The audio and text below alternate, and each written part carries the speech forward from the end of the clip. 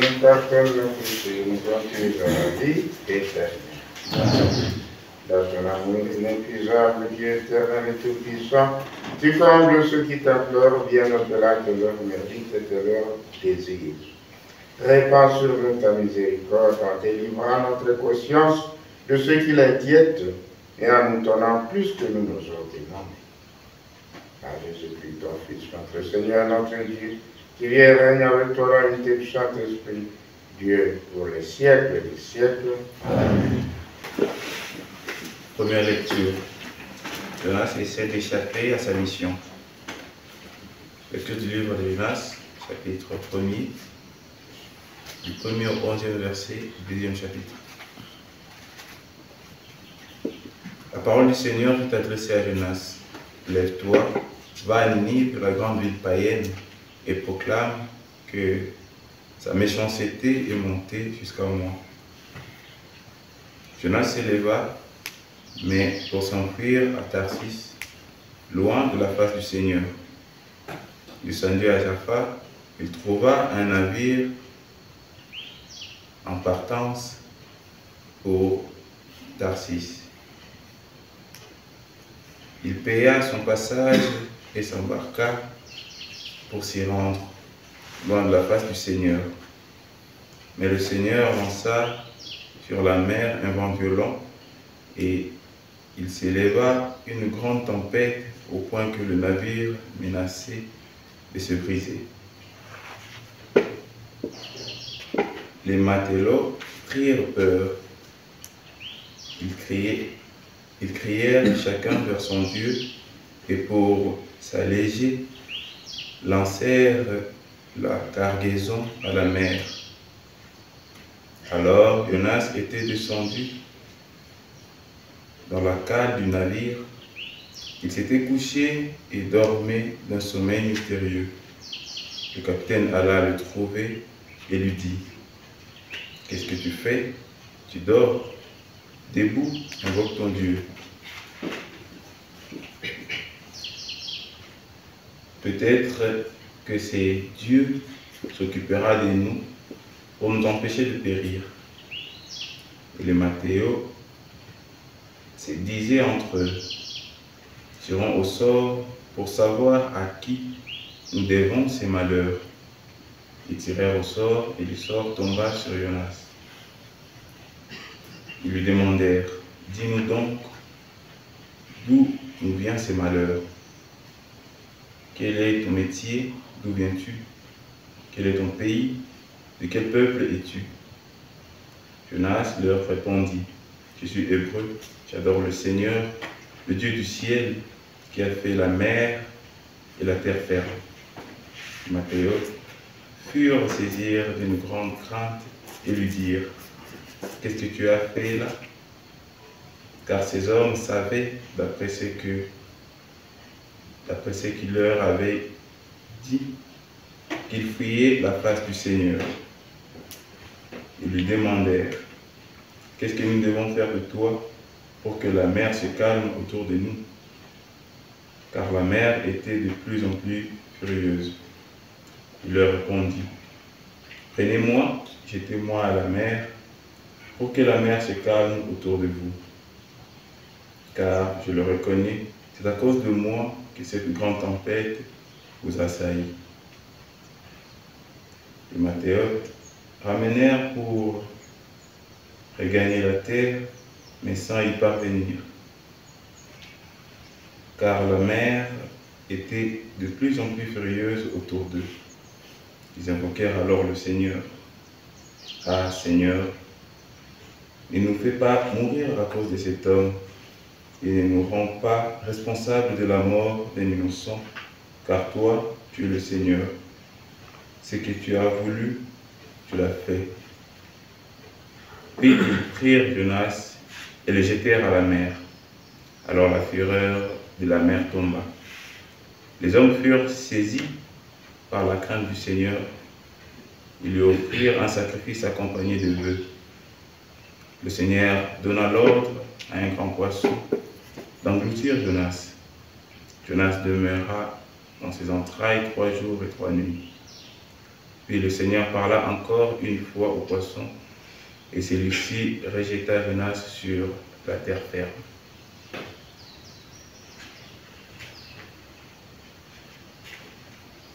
Parole du Seigneur. Nous rendons grâce à Dieu. Alléluia, Alléluia, Alléluia.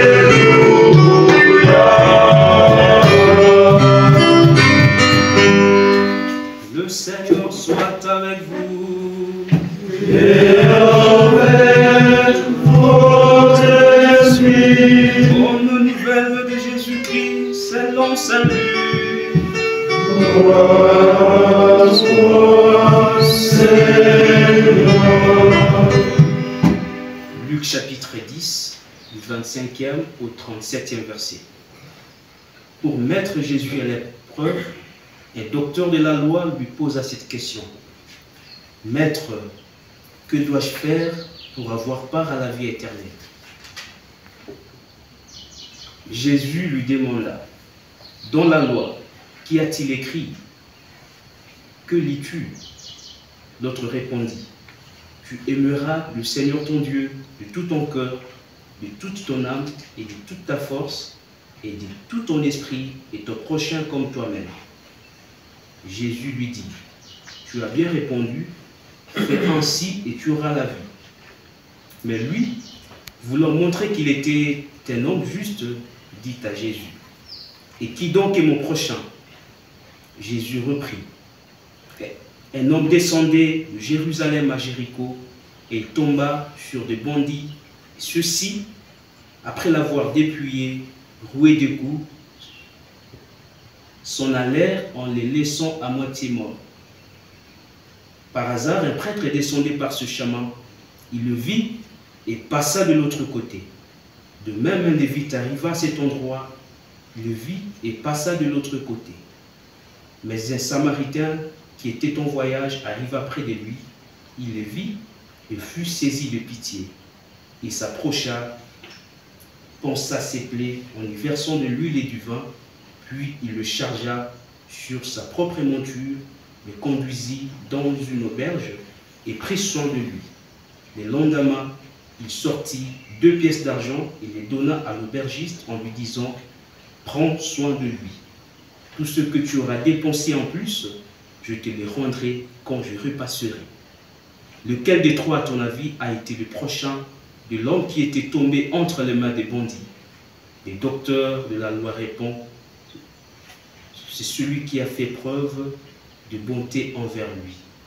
Jésus lui dit, va et toi aussi fais de même.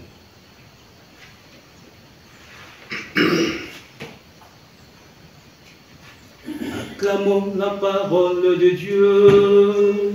Louange à toi, Seigneur Jésus. La parole du bon Samaritain, c'est très recommandable à notre culture.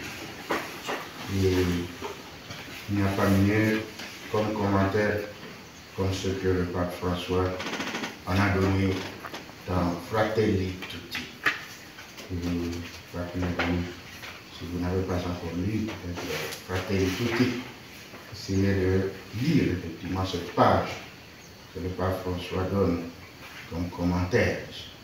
Et en résumé, rappelez-vous tout simplement que la question du docteur pose encore une question, alors que peut-être que c'était le docteur, toi tu le connais. C'est lui qui pose la question. Mais voilà. Le prochain. C'était une grande polémique chez les Juifs. Le prochain, c'est qui? C'est seulement celui de sa famille, celui de son peuple. Voilà. Les autres, ce sont les ennemis. Dans le livre de Lévite, vous allez retrouver cette polémique sur il faut défendre l'homme de Torah, de ton sang. L'ennemi, il faut le haïr. Alors, le pape, lui, il montre clairement que le prochain, il ne faut même pas le chercher en dehors. C'est de se poser la question, est-ce que moi, je me fais proche d'elle? Est-ce que moi, c'est moi le prochain? Le prochain n'est pas pour me dire, celui-là. Non. Il faut que je me sente que ce soit moi le prochain de celui qui est. Et que je me rende proche, et je me rapproche de lui. Effectivement ça. Si nous prenons certainement notre culture, oui, notre culture des réseaux sociaux et de la communication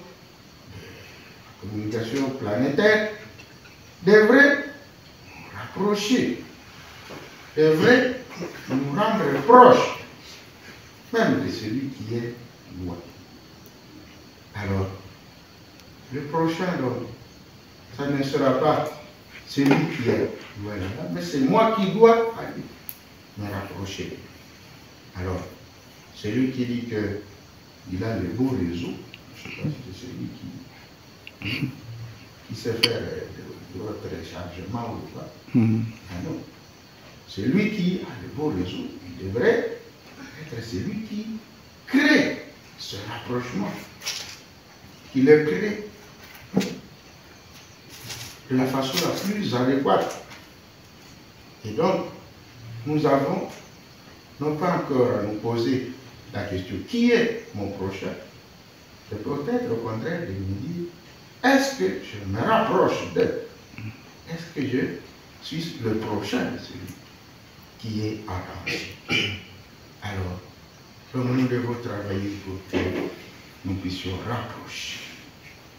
Et toujours la fraternité, le pape François dit, nous devons beaucoup plus cultiver les liens que des biens. Parce que souvent, les gens ont tendance à dire, oui, nous avons échangé des cadeaux, peut-être pendant la fête, je ne sais pas. Mais il faut beaucoup plus échanger les liens, être en lien, être proche.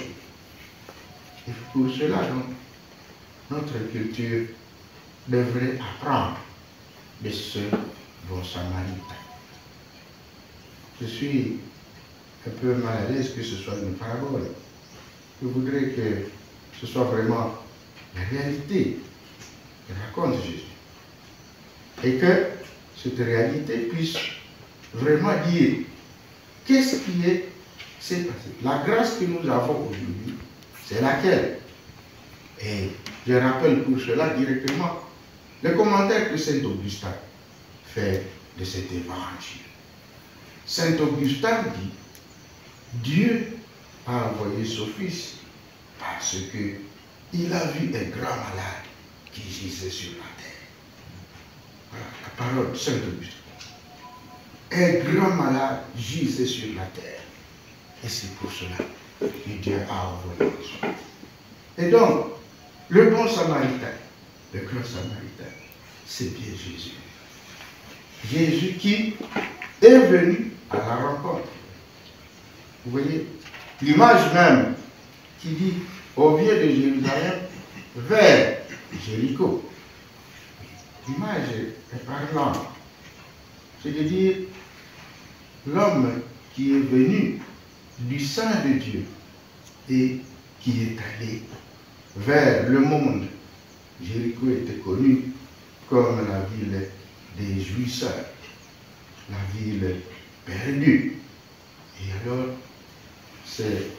cet homme, je ne sais pas pourquoi il s'est aventuré à faire le chemin contraire, venir de Jérusalem, aller plus loin de Jéricho pour aller à Jérusalem. Là, ça serait le bon mouvement.